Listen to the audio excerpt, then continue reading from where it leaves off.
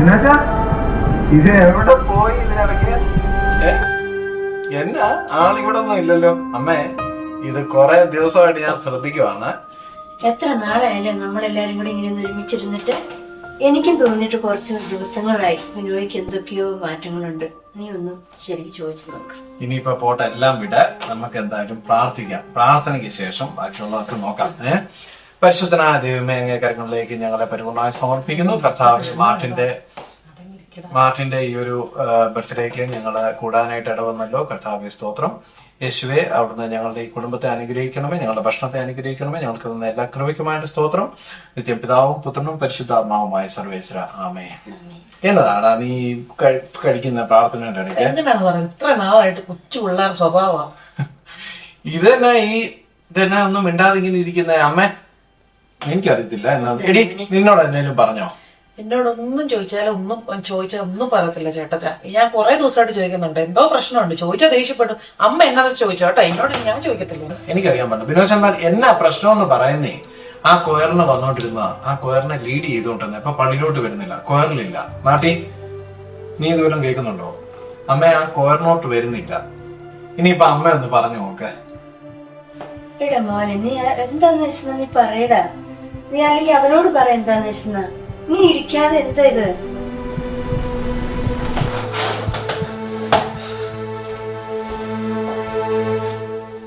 നല്ലൊരു ബർത്ത്ഡേ ആയിരുന്നു, അതും കൊളവാക്കി. അമ്മയ്ക്ക് വേറെ പണിയൊന്നും. നീ ഇന്ന് കഴിക്കടാ. ചോദിക്കാൻ നമ്മളെ പറഞ്ഞാ മതി.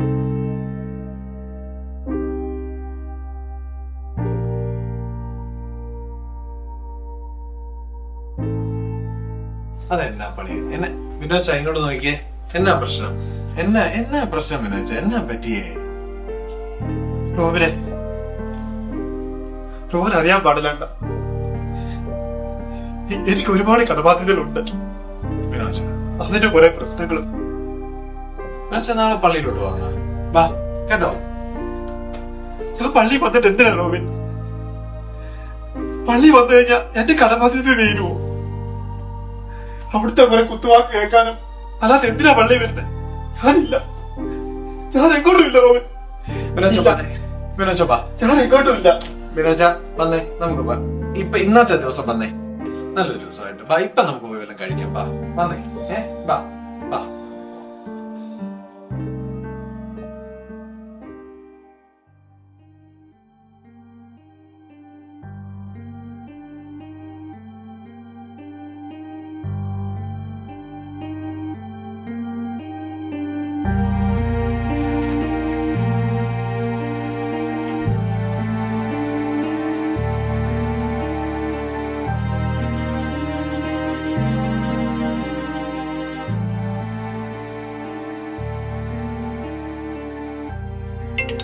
True Finance.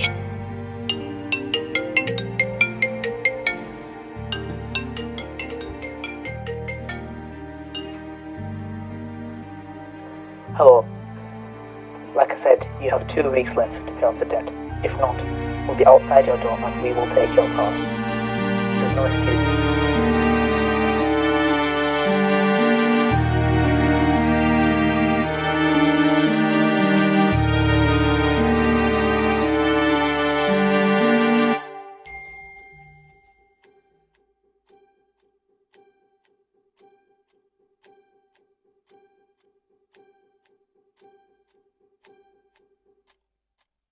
വിനോച്ച, നാളെ പള്ളിയിലോട്ട് വാങ്ങാം. വാ കേട്ടോ.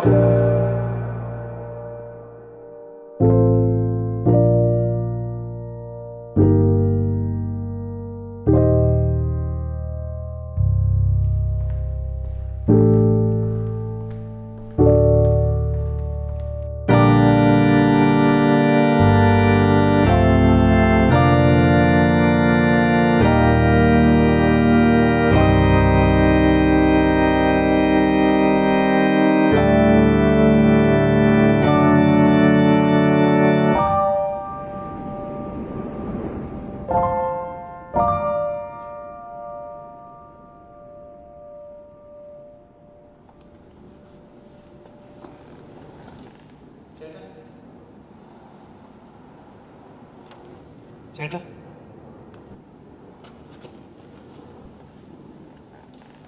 ചേട്ടാ ചേട്ടൻ ഓക്കെയാണോ? അതെ, ഞാൻ ഓക്കെയാണ്. ചേട്ടൻ അച്ഛനെ കാണാൻ വന്നാണോ? ഞാൻ അച്ഛനെ കാണാൻ വന്നതല്ല, ഇടയ്ക്കൊക്കെ ഞാൻ ഇവിടെ വന്നിരിക്കും.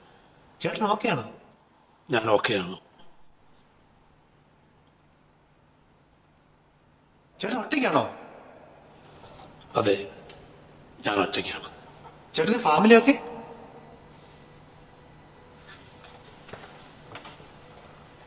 ചേട്ടൻ എന്ത് പറ്റി?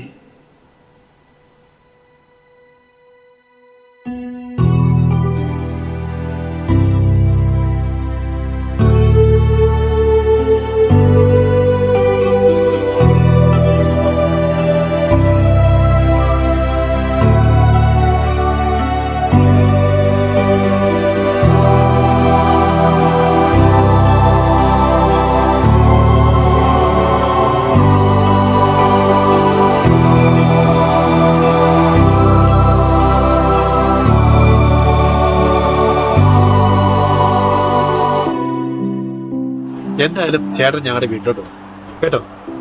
ഓക്കെ ബിനോയ്, ഞാൻ തീർച്ചയായിട്ടും വീട്ടിൽ വന്നു. ഓക്കെ, ശരി, താങ്ക് യു.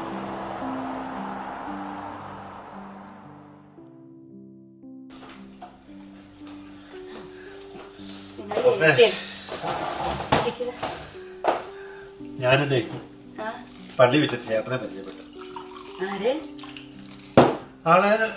ആള് വളരെ ഏകാന്തമായ ജീവിതം നയിക്കുന്ന ഒരു വ്യക്തിയാണ്. ഞാൻ സംസാരിച്ചപ്പോ എനിക്ക് തോന്നി പുള്ളിക്കാരൻ വളരെ ഒറ്റപ്പെട്ട ഒരു ജീവിതം നയിക്കുന്ന വ്യക്തി. ഒരു സമാധാനമില്ല. എന്നാ കാര്യം? അല്ല, പുള്ളിക്കാരൻ സംസാരിച്ചപ്പോ എനിക്ക് അങ്ങനെ തോന്നി ഒരുപാട് സമാധാനം ഇല്ലാത്തൊരു വ്യക്തി.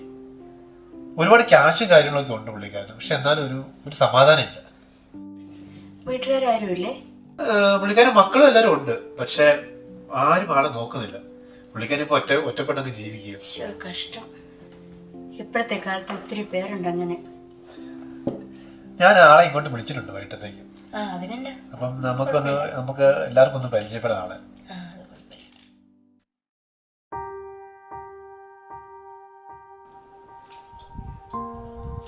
അമ്മച്ചി, ആ ചേട്ടൻ വന്ന്.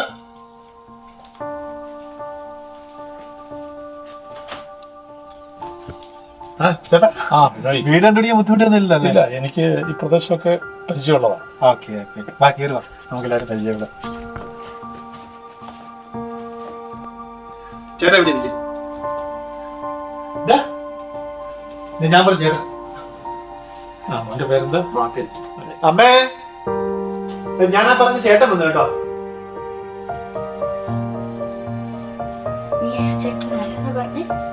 ഞാൻ പള്ളി വെച്ച് പരിചയപ്പെട്ടെന്ന് പറഞ്ഞില്ലേ? ഇപ്പൊ മനസ്സിലായി.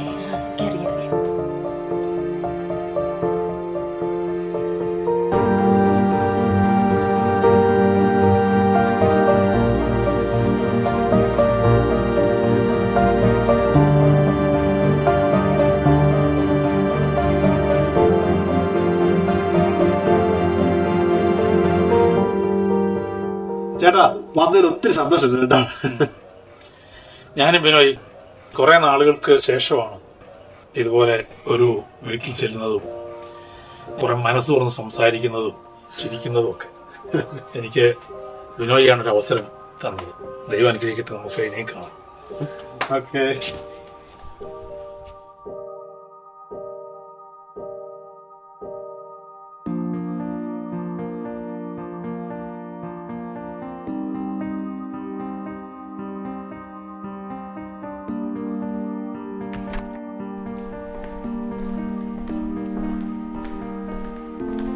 എന്തോ വിനോദ വന്നല്ലോ. എന്തായാലും എന്റെ ഹെൽപ്പ് എന്തെങ്കിലും ചെയ്തത് ശരിയായിട്ടില്ല, ഞാനിവിടെ ചെയ്യാം.